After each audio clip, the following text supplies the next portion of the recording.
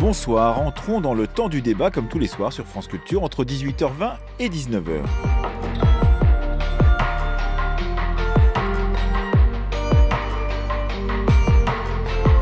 À l'ordre du jour ce soir, Rouen, comment garantir la transparence totale? Les débats qui ont couru tout l'été autour de la nocivité du plomb des toits de Notre-Dame n'étaient pas encore oubliés que l'incendie de l'usine Lubrizol de Rouen avait ranimé les suspicions vis-à-vis des discours rassurants des autorités. Alors que 5 ministres et le Premier ministre se sont rendus sur place pour rassurer les Rouennais sur la situation sanitaire de la ville, ces derniers envisagent un écart entre leur perception de la pollution et les déclarations officielles. Comment faire la transparence totale et absolue telle qu'elle a été promise par Édouard Philippe sur une information nécessairement technique et complexe sans ajouter à la confusion de l'après-catastrophe? C'est la question que nous allons poser à nos 4 invités. Thomas Leroux est historien au CNRS, il est co-auteur avec François Jarriche de La contamination du monde, une histoire des pollutions à l'âge industriel aux éditions du Seuil.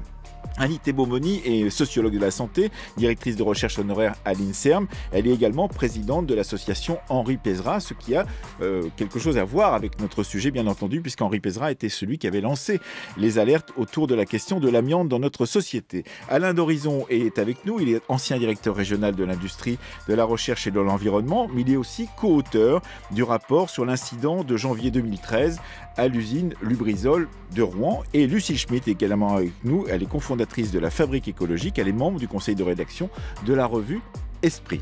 J'essaie de dire les choses le plus clairement possible, le plus précisément possible. Je ne suis pas le seul à les dire. Les services de l'État, l'ARS, un certain nombre d'experts et d'autorités le disent. Je sais que nous vivons à une époque où la parole publique est souvent mise en cause ou décrédibilisée. Ce n'est pas parce qu'elle est mise en cause ou décrédibilisée que je vais changer de doctrine. En la matière, nous allons faire la transparence totale. Et il n'y a qu'en faisant la transparence totale de l'ensemble des données, de l'ensemble des analyses qui sont à notre disposition, que nous pourrons dire à nos concitoyens ce qui s'est passé et les conséquences qu'emporte ce drame. On l'a reconnu, c'était le Premier ministre hier à Rouen qui parlait effectivement de cette transparence totale qu'il appelle de ses voeux, mais également des doutes qu'il peut y avoir vis-à-vis de la parole des politiques. Bonsoir Lucie Schmitt. Bonsoir.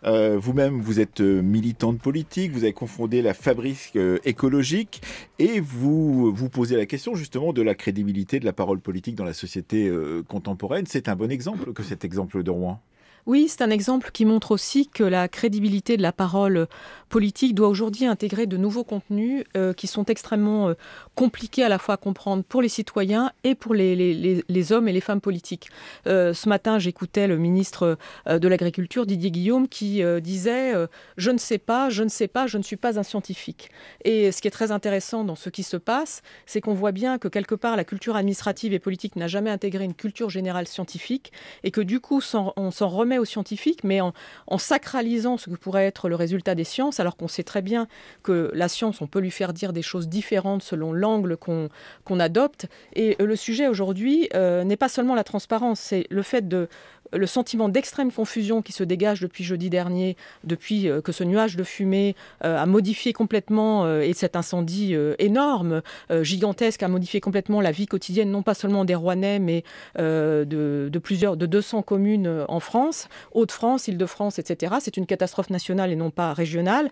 Depuis ce moment-là, ce qu'on ressent, c'est que chacun, en fait, revendique la transparence, mais que le sujet, c'est qu'on n'a pas de procédure et de manière de faire par rapport à cette catastrophe industrielle, lorsqu'il s'agit à la fois de l'expliquer, de rassurer les citoyens et de la traiter dans le long terme. Et pourquoi n'a-t-on pas de moyens, puisque tout compte fait, ça fait pas mal de temps qu'on connaît ce type de catastrophe industrielle, Annie Thébaumony, et on ne peut pas remonter, on en parlera peut-être tout à l'heure avec Thomas Leroux, au début du 19e siècle et aux premiers décrets autour de ces questions-là, au début, aux alentours de 1810, mais néanmoins, on a beaucoup d'exemples contemporains. Qu'est-ce qui fait qu'on n'a pas trouvé le moyen de, justement, le canal pour aller depuis les autorités sanitaires et industrielles, le gouvernement jusqu'aux citoyens et retour?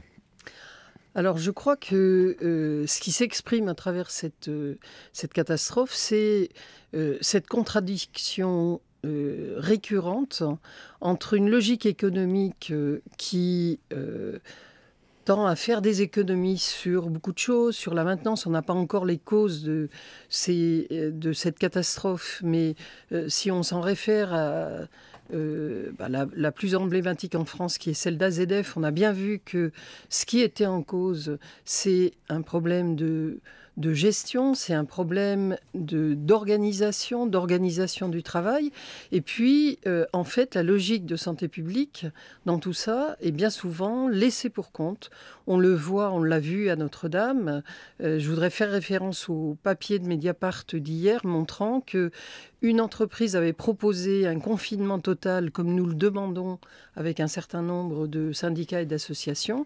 Et ce confinement a été en raison du plomb. raison du plomb qui est tout autour de Notre-Dame. Et cette solution a été jugée trop onéreuse par le ministère de la Culture. Alain d'Horizon, vous avez passé votre vie professionnelle en tant qu'ancien directeur régional de l'industrie, de la recherche et de l'environnement à aller contrôler ce type d'installation. Et en particulier, vous avez été en Normandie et donc vous avez connu ce type d'installation le long de la Seine, un endroit très privilégié pour avoir installé depuis très longtemps maintenant des installations industrielles. Vous avez également été co-auteur du rapport sur un incident de janvier 2013 autour de cette même usine Lubrizol. Qu'est-ce que vous pensez justement de cette question de confusion, d'incapacité de savoir ou de transmettre justement ce qu'il en est réellement des informations autour d'un cas comme celui-ci? D'abord, je crois qu'il y a une difficulté fondamentale qui est d'expliquer à la population qu'il n'y a pas de risque, il n'y a pas de toxicité aiguë. Mais qu'est-ce qu'on appelle une toxicité aiguë? La toxicité aiguë, c'est quand on tombe comme des mouches? En gros, la toxicité aiguë, c'est vous respirez le produit, vous êtes instantanément au minimum malade. Bon. Ouais. Après, vous avez la toxicité chronique. C'est sur le plus long terme. Bon. Et donc, on doit expliquer aux gens que d'un côté, il n'y a pas de toxicité aiguë, donc il n'y a pas de risque immédiat grave pour la santé. Et d'un autre côté, vous avez les personnes qui ressentent, et on peut comprendre leur inquiétude, des malaises d'hiver, ça sent mauvais, vous toussez, etc. Donc je crois que là, il y a quand même une difficulté tout à fait importante. C'est ce que nous avions pointé dans notre rapport. C'est ce que j'appelle l'écart entre la perception de la pollution et les déclarations officielles, en l'occurrence, au minimum. Et ses conséquences. Ça, c'est un premier point. Il y a un deuxième point, c'est que l'action administrative, pendant longtemps, sur les usines de ce type, c'est quand même concentré sur ce que j'appellerais le très gros risque. C'est-à-dire dans le cas de Lubrizol, par exemple, il y avait des stockages de chlore. Bon, c'est clair que si un stockage de chlore explose, ça pose des problèmes extrêmement graves. Donc l'action administrative et d'ailleurs l'organisation s'était concentrée sur le gros risque et sur ce que j'appellerais le moyen risque. Il reste encore à trouver la façon de travailler. Et là, vous appelez ça un moyen risque, en l'occurrence, en tant qu'inspecteur, ancien inspecteur. Un moyen risque. Oh, c'est pas comme ça qu'on le perçoit quand on le regarde. On se concentrait surtout sur le risque majeur. Thomas Leroux, vous êtes historien et vous êtes co-auteur avec François Jarige de La contamination du monde, un livre exceptionnel qui est paru maintenant il y a 2 ans aux éditions du Seuil, dont le sous-titre est Une histoire des pollutions à l'âge industriel. Vous avez travaillé avec François Jarige sur ces questions à la fois de la mise en place de ces usines dans nos sociétés, mais aussi du regard porté par l'administration sur l'installation de ces usines, par les populations, et des changements progressifs de regard portés par les uns et par les autres sur la nocivité de ces usines à l'intérieur de nos propres sociétés. Qu'est-ce que vous pouvez dire de ce que vous expliquez d'ailleurs dans l'article du Monde, la tribune du Monde que vous avez publié cet après-midi? En fait, la gestion de crise actuelle, elle est assez conforme à ce que l'on peut constater historiquement. On a des populations alentours qui sont très inquiètes et c'est fort légitime. Elles sont d'ailleurs parfois inquiètes lorsqu'il n'y a pas d'accident parce qu'il existe une... Il pourrait y avoir un accident. Oui, puis il existe une pollution chronique et des autorités qui essaient dans un contexte d'incertitude, il faut le dire aussi, que les produits qui se dégagent, on ne sait pas exactement quelle quantité et quelle réaction ça provoque, qui essaient de rassurer pour éviter des paniques. Mais le cadre réglementaire actuel, il a une part d'efficacité, une part d'inefficacité, mais il n'est pas fait en fait pour provoquer un débat public. Il n'est pas conçu pour ça. Il n'est pas du tout conçu tout ça. C'est une approche administrative et technique de gestion du risque. Si pour chaque installation, il fallait instaurer un débat public, c'est sans doute souhaitable ou c'est légitime de se poser la question, mais ça entraînerait des débats gigantesques en fait. sur la balance entre l'industrie et la défense de l'environnement. Et ça pourrait aller très très loin. Avec un paradoxe, c'est qu'on regrette tous, enfin en tout cas beaucoup de nos dirigeants, mais également des élus regrettent la désindustrialisation de la France depuis maintenant une vingtaine d'années, Lucille Schmitt, mais cette réindustrialisation qui est appelée parfois par les vœux des élus en particulier, ne pourrait pas véritablement voir le jour parce que beaucoup de ces industries seraient tellement polluantes qu'on préfère les voir en Chine ou en Inde que les voir chez nous. En fait, ce qui est très intéressant, c'est que la chimie, l'industrie chimique est sur la sellette. On l'a vu à propos de Bayer Monsanto, on le voit sur la question des perturbateurs endocriniens. Et à travers cet accident industriel, on réalise qu'en fait, nous avons coexisté avec une industrie chimique qui potentiellement, c'était un risque moyen, mais ça peut avoir des conséquences pas moyennes. Pendant 2 siècles. Pendant 2 siècles. Et ce qui est très intéressant aussi, c'est que le gouvernement vient d'alléger l'année dernière, en fait, les procédures qui permettent, par exemple, d'augmenter les stockages. Ça a été révélé par un article il y a 48 heures, d'augmenter les capacités de stockage de ces usines à risque, sachant qu'il y a 2 classements Seveso, Seveso haut et Seveso bas, et que donc ce qui se passe, c'est qu'on découvre aussi à travers la carte qui a été rendue publique. Moi, je ne connaissais pas cette carte avant, elle n'était pas, je dirais, dans le débat public. On découvre qu'il y a donc 1300 installations Seveso, donc avec plus de Seveso haut que de bas en France, et donc que notre territoire est truffé d'installations dangereuses, parfois très concentrées, c'est-à-dire que la Seine et la vallée du Rhône, c'est les lieux où sont concentrés le risque, et cette question de la géographie du risque moyen ou haut, c'est aussi un sujet pour les habitants, parce qu'ils s'aperçoivent que tout le monde en France n'est pas à égalité par rapport à cette question du risque. Alain d'Horizon, sur ces questions, puisque effectivement nous avons des poches qui sont du côté de Fos-sur-Mer par exemple, le long de la vallée du Rhône comme on vient de le dire, du côté du Havre, de la vallée de la Seine, etc. et à Dunkerque qui sont des poches industrielles, qui restent encore des grands bassins industriels dans lesquels il y a beaucoup d'emplois qui sont en jeu. Donc j'imagine que c'est un peu complexe de faire la part entre la nécessité de continuer à développer ces industries et en même temps la nécessité de protéger les habitants qui sont autour. Plusieurs points là-dessus. D'abord, je voudrais rebondir sur ce que disait M. Leroux tout à l'heure. Moi, je crois qu'on peut susciter le débat autour des questions des industries à risque et qu'on doit le faire. Oui, parce qu'on voit bien que de toute façon, les citoyens ont vraiment besoin de... Oui, et l'administration en a besoin aussi. Je pense que les industriels aussi. Je crois qu'il y a besoin de pression sociale pour faire avancer les choses et faire avancer la protection de l'environnement. Et de ce point de vue-là, on a absolument besoin... C'est bien d'entendre ça de la part d'un ancien ingénieur des mines. Non, on a vraiment besoin d'une opinion publique exigeante et éclairée. Il n'y a pas de sécurité industrielle sans démocratie. Ça me paraît très clair. Et on peut susciter le débat. Alors, il y a des débats lors des installations, des autorisations, il y a les enquêtes publiques. Dans les zones à très forte industrialisation dont vous parlez tout à l'heure, il y a des institutions qui s'appellent les S3PI, un secrétariat permanent pour la prévention des pollutions industrielles, où précisément on débat entre les industriels, l'administration et les milieux associatifs. Donc, on peut débattre. Oui, Annie Thébaumony. Alors, moi, je voudrais venir sur 2 points qui sont clairement la question de la santé. Premier point, c'est tout ce qui s'est passé en termes... Je rappelle que vous êtes sociologue de la santé. Absolument. Et sur les questions de risque professionnel en particulier. Et c'est justement de ça dont je voudrais parler, c'est qu'on assiste depuis 10 ans à une dérégulation terrible sur le plan du droit du travail, et notamment sur la capacité des travailleurs d'intervenir sur des sites industriels et sur les dangers de ces sites industriels. Vous voulez dire que les demandes, par exemple, des syndicats qui pouvaient remonter auparavant vers les directions ou vers le gouvernement ou vers les autorités administratives sont moins écoutées aujourd'hui ? Je veux aller beaucoup plus loin. La suppression des CHSCT, des comités d'hygiène et sécurité conditions de travail, c'est la disparition d'un contre-pouvoir qui avait pour objectif la protection de la santé des travailleurs. Et en fait, la disparition de ces CHSCT, c'est absolument catastrophique. Et le deuxième point que je voudrais évoquer, c'est l'impunité des industriels, des employeurs par rapport aux risques sanitaires, c'est-à-dire que ils ont toute impunité pour ne pas respecter les réglementations. Vous aviez rendu un rapport, Alain d'Horizon, sur ces questions à propos de cet incident de janvier 2013 qui mettait en cause du mercaptan, c'est ça, dans l'usine Lubrizol de Rouen. Oui. Qu'est-ce qu'il en a été, après la remise de ce rapport, des condamnations ou des recommandations faites aux industriels de Lubrizol ensuite ? Alors, sur Lubrizol lui-même, je crois qu'ils ont été condamnés à 4 000 € d'amende. Hein. Je suis savant parce que j'ai lu ça dans la tribune de monsieur Leroux. Bon. Donc, il y a des condamnations pénales. Je crois que 4 000 € d'amende pour effectivement, un groupe comme Lubrizol, c'est pas énorme. Bon, c'est pas énorme. Ceci étant, quand même, la réglementation a évolué puisque maintenant, il y a la possibilité, outre le système judiciaire, de procéder à des amendes administratives avec des astreintes, etc. Et ça, c'est efficace. Oui, Thomas Leroux. Oui, je pense que là, il y a 2 points qui sont importants. C'est la question du débat public. Sur quoi doit porter le débat public? Est-ce que c'est sur des questions de périmètre de sécurité, des questions de volume, de stock, etc.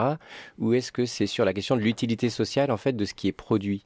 Ça, c'est un débat très important parce que ces additifs dans les lubrifiants et dans les essences, est-ce qu'on en a vraiment besoin?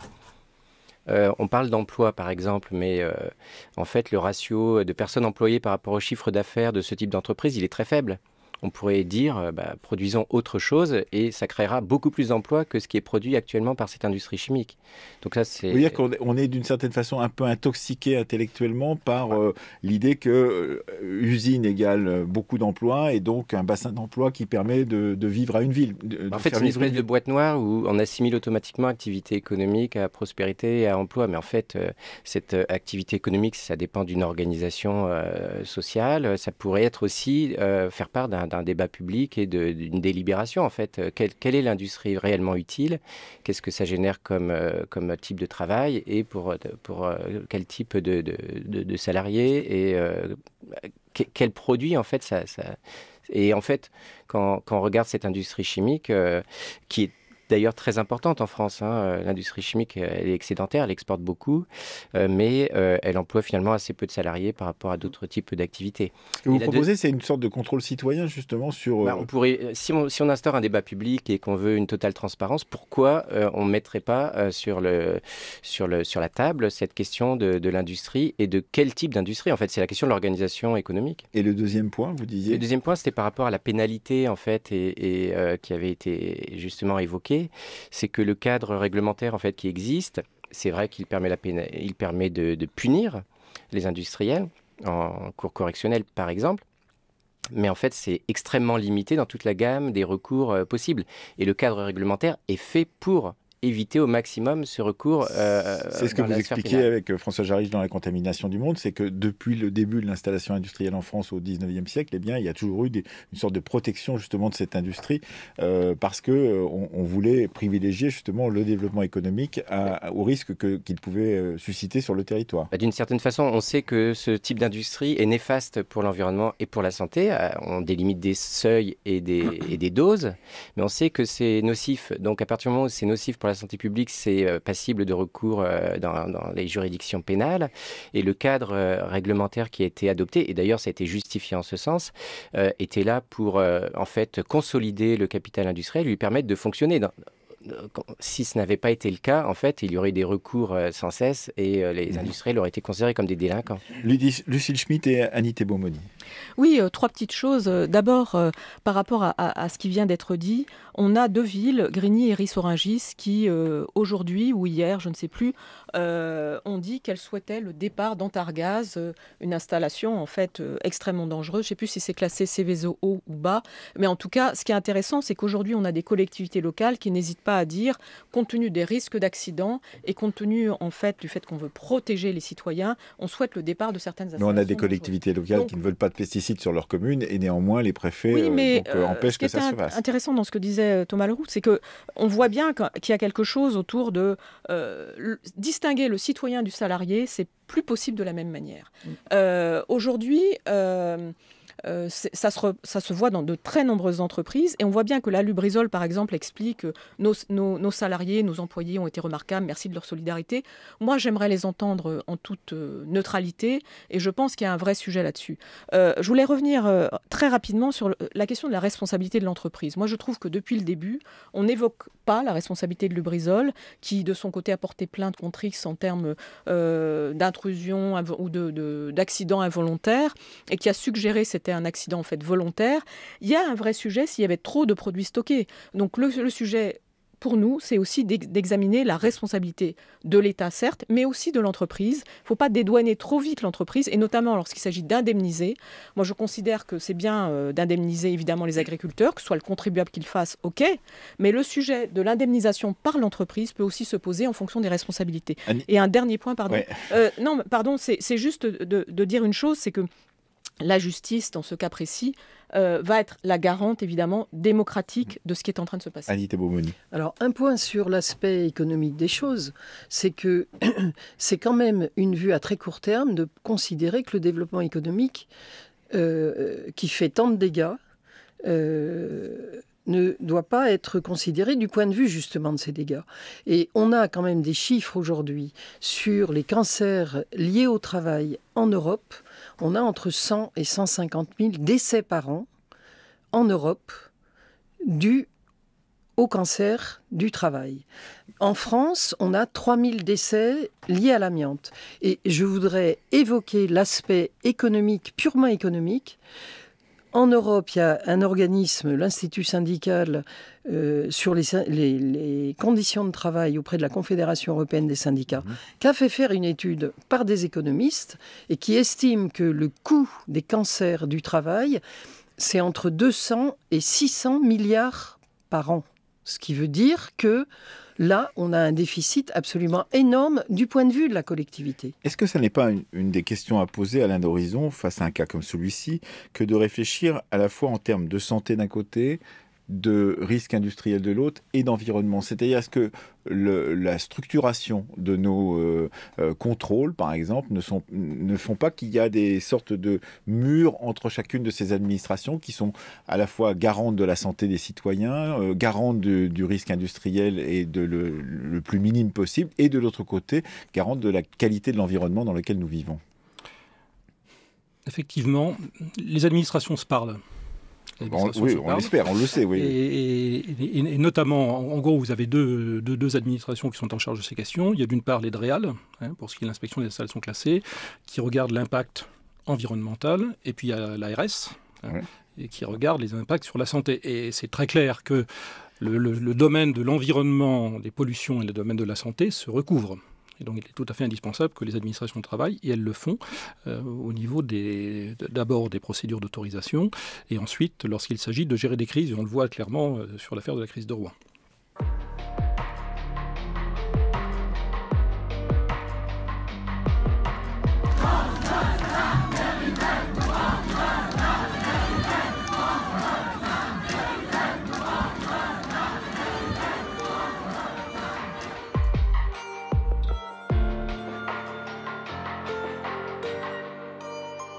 France Culture, le temps du débat, Emmanuel Laurentin. Un temps du débat consacré ce soir à la question de la garantie de la transparence totale sur l'affaire de Rouen, l'affaire de l'usine Lubrizol, telle que l'a promise, dans cette transparence totale, telle que l'a promise le Premier ministre. Nous sommes avec Anita Bomoni, sociologue de la santé, directeur de recherche honoraire à l'INSERM, avec Alain d'Horizon, ancien directeur régional de l'industrie et de la recherche et de l'environnement et co-auteur du rapport sur l'incident de janvier 2013 à l'usine Lubrizol de Rouen, avec Lucille Schmitt, qui est cofondatrice de la Fabrique écologique et membre du comité de rédaction de la revue Esprit. Avec vous, Thelma Leroux, vous êtes historien et co-auteur de La contamination du monde. On veut la vérité, crient les gens à Rouen. Qu'est-ce qui fait, selon vous, qu'il y a ce doute sur cette vérité, alors que les autorités publient tous les jours, et nous les avons jointes, ces autorités, aussi bien la ARS que la préfecture de Seine-Maritime, publient tous les jours les résultats au fur et à mesure qu'ils avancent, qu'au bout du compte, ils ont promis la transparence totale? Qu'est-ce qui fait qu'il y a ce doute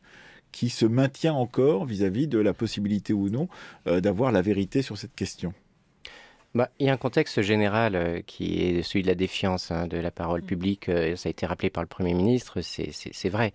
Mais sur ce point précis, il y a des précédents historiques aussi. On pense au nuage de Tchernobyl qui s'arrêtait à la frontière entre l'Allemagne et la France. Et c'est désastreux, évidemment, parce que qui croire quand, effectivement, on voit après, plusieurs mois et plusieurs années après, que se développent des cancers, par exemple. Ce n'est pas le cas. Donc, il y a forcément une suspicion. Et puis, les populations environnantes qui subissent ce nuage toxique ressentent bien les effets. Ils voient bien la suie qui se dépose un petit peu partout. Et ils sont incommodés. Mais en même temps, il y a des fabricants de fake news qui sont apparus immédiatement, comme c'est le cas à chaque fois, qui ont publié des faux communiqués, qui ont tenté de mettre les internautes en défaut en leur proposant des solutions ou des fausses solutions vis-à-vis de ce qui s'était passé, par exemple. Oui, bah alors après, les réseaux sociaux, peut-être qu'ils amplifient en fait ce phénomène de défiance, mais en fait, les riverains et la population en général a extrêmement besoin d'être informés précisément sur ce qui se passe. Mais je pense qu'il y a aussi un flou de la parole politique. Par exemple, quand on entend notre ministre de la Transition écologique parler du fait qu'il n'y a pas de polluants anormaux, en fait, ça pose question. Et ne serait-ce que le fait de la toxicité aiguë, dont personne ne sait ce que ça signifie, on vient nous expliquer. Et même la question de polluants anormaux, elle pose question, parce qu'en fait, c'est une ministre en charge de l'environnement. Ça voudrait dire que les polluants normaux, en fait, ils peuvent continuer. Enfin, voilà. Et donc, évidemment, ça entretient une espèce de confusion. Annie Thébault-Morny. Alors, en fait, sur cette histoire de doute, sur le cas précis, il est certain que si le préfet avait immédiatement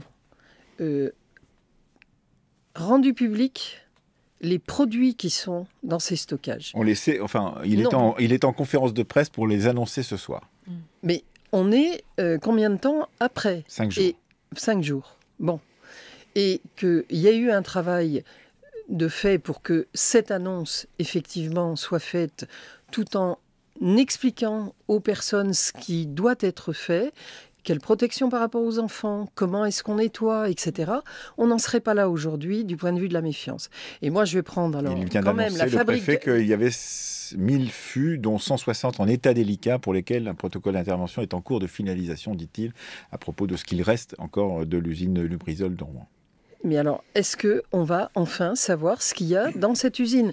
Quand on va sur le protocole des installations classées, il y a 4 types d'hydrocarbures qui sont cités, mais aucun autre produit. Et ça, c'est pas acceptable, puisqu'il y a la Convention d'Aarhus, qui est une convention européenne, qui nous donne le droit d'avoir l'information sur tout ce qui concerne la santé et l'environnement. Il a précisé, le préfet de Normandie, qu'il n'y avait pas de risque avéré lié à l'amiante dans l'air. Et voilà, en ce qui concerne l'amiante dans l'air, on est sur le bruit de fond des fibres d'amiante dans l'air d'un niveau extrêmement faible. Là-dessus, je voudrais intervenir sur l'amiante, parce que j'ai eu, juste dans le taxi qui m'a amené ici, un journaliste qui avait rencontré des riverains qui ont des débris d'amiante dans leur jardin. Et c'est à 2 km de l'entreprise. Alain d'Horizon, vous qui avez inspecté avec d'autres cette usine en janvier 2013 à propos d'un autre incident industriel, qu'est-ce qu'on peut savoir de ce qu'il y a dans cette usine et pourquoi est-ce qu'on attend autant de temps pour pouvoir savoir ce qu'il y avait dans cette usine ? Alors d'abord, moi je reviendrai sur la question du doute. Je crois que c'est un phénomène... Ce n'est pas le doute méthodologique des scientifiques, c'est ça ? Le doute de la parole publique, il est totalement présent dans notre société, il est de plus en plus important. D'ailleurs, à mon avis, c'est un grave problème, un problème démocratique, mais on irait un peu loin du sujet. Et ça couvre tous les domaines, aussi bien le domaine de la santé que le domaine de la politique, de tout à fait. Rien n'y échappe. Alors, sur la transparence, je crois qu'il y a une difficulté qui est qu'on parle de choses compliquées et pour lesquelles il faut de la médiation. Alors je reprendrai ce que disait Madame à l'instant. On va avoir la liste des produits chimiques qui sont chez Lubrizol. Vous allez avoir une liste de 400 produits chimiques. C'est 400 ? À mon avis, c'est l'ordre de grandeur. Ouais. Vous allez bien avancer avec ça. Il faut comprendre, il faut le traduire, il faut être capable de l'expliquer. Alors, vous avez la parole officielle qui l'explique. Et il serait bien qu'il puisse aussi avoir une parole citoyenne, qui puisse, avec des associations qui puissent s'expliquer là-dessus. Premièrement. Deuxièmement, il y a effectivement la Convention de Aarhus, vous avez parfaitement raison, madame, et dans la demande d'autorisation pour ce genre d'installation, on doit fournir la liste des produits.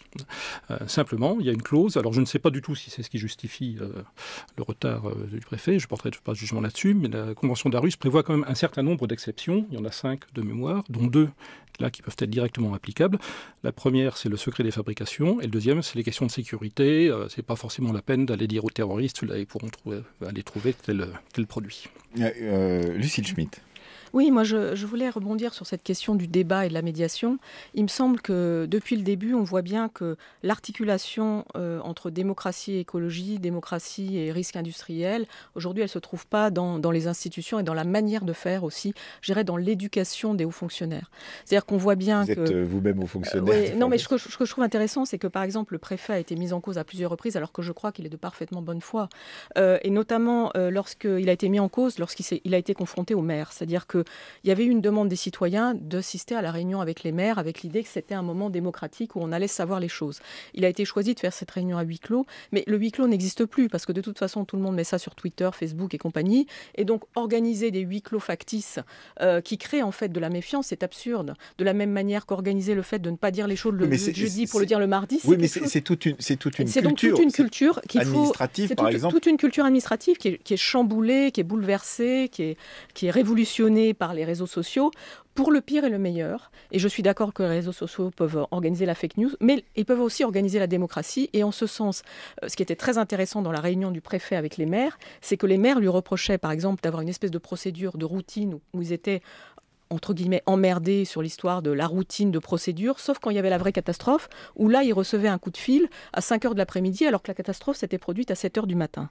Donc il y a un sujet sur une routinisation de procédure et le fait de ne pas alerter en fait les agents ou les médiateurs, puisque vous parliez de médiateurs qui sont ceux au contact des citoyens et qui disaient mais comment se fait-il que ça ne se soit pas produit? Ça peut être l'effet de panique. Et la deuxième chose, pardon Emmanuel, mais la question qui a été abordée par Madame sur la question du coût de l'inaction est aussi un truc fondamental, puisqu'aujourd'hui on vit à l'ère des économies sordides. La question du coût de l'inaction écologique et du coût de l'inaction en matière de santé est un vrai sujet. Ça a été posé par Nicolas Stern en 2006, on est en 2019, et aujourd'hui on se retrouve dans une situation où on va vivre une crise qui va coûter des milliards. C'est ça le sujet. L'AFP nous apprend que le parquet de Rouen se dessaisit au profit du pôle de santé publique du parquet de Paris à propos de l'affaire Lubrizol. Qu'est-ce que ça veut dire? Vous pouvez l'analyser parce que moi je ne peux pas l'analyser. Moi je vais vous dire ce que tous les procès d'amiante sur le passif de l'amiante, qui est énorme, 150 000 morts en 20 ans, a été porté au parquet, au pôle santé publique de Paris. Celui donc où va être portée l'affaire Lubrizol. En fait, ce qui s'est passé, c'est que du coup, des procès qui devaient porter sur les infractions qui avaient été commises dans ces usines à longueur de décennies ont été totalement écarté au profit d'un procès qui porte sur une expertise où le doute redevient, une fois de plus, parce que ce qui s'est passé, c'est que l'histoire de l'amiante a été remise entre les mains d'experts médicaux à qui on a posé, je dirais, de mauvaises questions. Est-ce qu'il fallait trouver la fibre qui a rendu malade? Est-ce qu'il fallait trouver l'époque où cette fibre avait été utilisée? Donc, le pôle de santé publique, c'est enterrer le problème de santé publique. Thomas Leroux. Oui, c'est extrêmement juste ce qui vient d'être dit. Et en ce qui concerne le doute aussi, par rapport à ces questions d'expertise et de produits, il y a un processus historique en fait qui a été mis en valeur et qui existe encore aujourd'hui. C'est la fabrication justement de ce doute, parce que sur les questions de produits nocifs, en fait, il y a des expertises qui sont contradictoires et généralement les entreprises ont leur propre expertise. D'ailleurs, ils doivent apporter la preuve que leurs produits ne sont pas dangereux, etc. Mais il y a un processus qu'on appelle la fabrique du doute. Il y a l'expression les marchands de doute, en fait, qui sont en fait toutes ces expertises de laboratoires, soi-disant indépendants, mais en fait qui dépendent d'entreprises, pour montrer qu'en fait c'est très difficile de se prononcer sur la toxicité d'un produit, qu'il faut faire de plus amples recherches, qu'il faut continuer, qu'il faut mêler ça à d'autres types de facteurs. Et le résultat, c'est qu'on n'arrive plus à rien démêler, on se plonge dans les détails et on ne repart pas sur l'essentiel, qui est de savoir est-ce que ce type de produit, en fait, il est juste de le produire ou de le mettre en fabrication. Alain d'Horizon, la chimie est particulière dans ce domaine, c'est-à-dire que lorsqu'il se passe un problème justement lié à la chimie, il va falloir aller chercher chacun des éléments que l'on recherche, c'est-à-dire on ne peut pas analyser une catastrophe comme celle-ci en disant on va scanner ce qui s'est passé, on va comprendre quels sont tous les éléments qui sont en cause. D'abord sur la question de l'expertise. En matière d'environnement, il y a de l'expertise publique. Il y a l'Institut national de l'environnement industriel et des RIS qui existe, qui est une référence française et même une référence européenne. Ce qui est important, je pense, l'expertise, c'est d'avoir la pluralité d'expertise lorsque c'est possible. Et effectivement, alors je prends le cas des installations classées que je connais bien, il y a des études de danger, et lorsque l'administration a un doute sur l'étude de danger, elle peut solliciter un expert extérieur qui intervient aux frais de l'industriel, bien sûr, qui est concerné, ce qui permet de confronter les points de vue et d'affiner l'expertise. C'est-à-dire que ce sont des questions tellement complexes qu'une seule expertise... On préfère en avoir deux. On préfère en avoir deux, et j'ai personnellement, j'aurais pas le temps de le raconter, j'ai connu des cas où ça a été extrêmement utile, cette pluralité d'expertise. Sur la question très technique que vous posez, effectivement, une analyse chimique, c'est pas toujours simple. On dit souvent, quand on fait une analyse chimique, on trouve ce que l'on cherche. C'est-à-dire, il n'y a pas de machine où vous mettez quelques gouttes d'eau dans la pipette, vous la mettez dans la machine, vous appuyez sur le bouton, et ça vous sort ce qu'il y a dedans. Quand vous faites une analyse chimique, il faut rechercher des catégories bien particulières de produits, les hydrocarbures polycycliques, les métaux lourds, etc. Oui, Lucille Schmitt et puis Annie Thébaumony. Oui, moi je pense que ce qui est très intéressant dans ce que vous venez de dire, c'est que donc il faut poser les bonnes questions. Et de ce fait, je pense que ce qui serait aussi très intéressant, c'est ce qu'a choisi de faire Corinne Lepage, avocate, ancienne ministre de l'Environnement, c'est que des contre-expertises puissent être réalisées. Elle dit qu'elle va travailler avec l'association Respire et des citoyens à partir d'échantillons que les citoyens auront collectés. Et donc ça permettra d'abord d'élargir le périmètre où on mène l'échantillonnage. Et puis ça permettra peut-être aussi, à partir de ce qui sera fait, de rassurer les citoyens. C'est-à-dire que quand la parole publique est décrédibilisée, quand il y a un problème entre l'idée de l'expertise officielle et par exemple de dessaisir, enfin que le parquet se dessaisisse et de confier ça à certaines instances qui posent des difficultés en termes de réputation, je pense que c'est essentiel et c'est bon, y compris pour les autorités publiques, que ça fonctionne par le contre-pouvoir. Moi, c'est ça qui me semble essentiel, c'est qu'aujourd'hui, dès qu'il s'agit d'écologie, d'environnement et de questions de santé, il faut organiser du contre-pouvoir de façon à ce que les paroles retrouvent leur crédibilité. Annie Thébaumony. Alors, c'est justement des contre-pouvoirs que je voulais parler. Et dans la mesure où cette liste des produits n'a pas été communiquée, je dirais tous les experts qui travaillent avec les contre-pouvoirs ont été empêchés de donner des éléments sur les mécanismes de toxicité. Alors, on a un problème plus vaste qui est la disparition de la toxicologie industrielle indépendante dans des organismes comme le CNRS, mais il reste quand même quelques toxicochimistes et ils forment une association qui est très très utile qui s'appelle l'association Toxicologie-Chimie. Depuis 5 jours, ils attendent de pouvoir travailler avec l'expérience qu'ils ont sur ces produits pour pouvoir donner de l'information et une information scientifique, élaborée, rigoureuse, pour permettre aux citoyens, pour permettre aux travailleurs aussi de pouvoir se défendre. Merci beaucoup. Un dernier mot, Thomas Leroux. Oui, sur les expertises, en fait, on voit bien que dans beaucoup de cas historiques, y compris dans la période très récente, en fait, on a toujours eu des tentatives d'expertise, soit profanes, soit de contre-pouvoir, etc. Et malheureusement, ce que l'on voit, c'est que c'est l'expertise du pouvoir, en fait, enfin, faut regarder quel est le commanditaire, qui dans ces affaires a toujours prédominé, en fait, avec une forme de délégitimisation des autres expertises. Ça n'est pas toujours le cas, on peut tout... Non, mais ça serait très heureux que l'expertise citoyenne soit réellement valorisée et qu'elle ait les conditions d'exister. Et qu'un incident et un accident comme celui-ci, ça serait assez nouveau et on l'appelle de nos voeux visiblement et tout le monde aussi autour de cette table l'appelle de ses voeux puisque Alain d'Horizon nous a dit aussi que c'était important d'avoir dans le domaine d'autres... nucléaire, il y a quand même des associations qui ont de la compétence et qui ont des moyens. Voilà. Et donc, évidemment, pour le risque chimique, c'est un peu différent. Merci à vous, Thomas Leroux. Je rappelle que vous êtes co-auteur de La contamination du monde au Seuil. Merci à vous, Annie Thébaumony, d'être venue ici pour parler justement de ce cas de Lubrizol. Merci, Alain d'Horizon, d'être venu porter la parole qui est la vôtre en tant qu'ancien directeur régional de l'industrie, de la recherche et de l'environnement, ainsi qu'à Lucille Schmitt. Merci d'avoir été avec nous ce soir.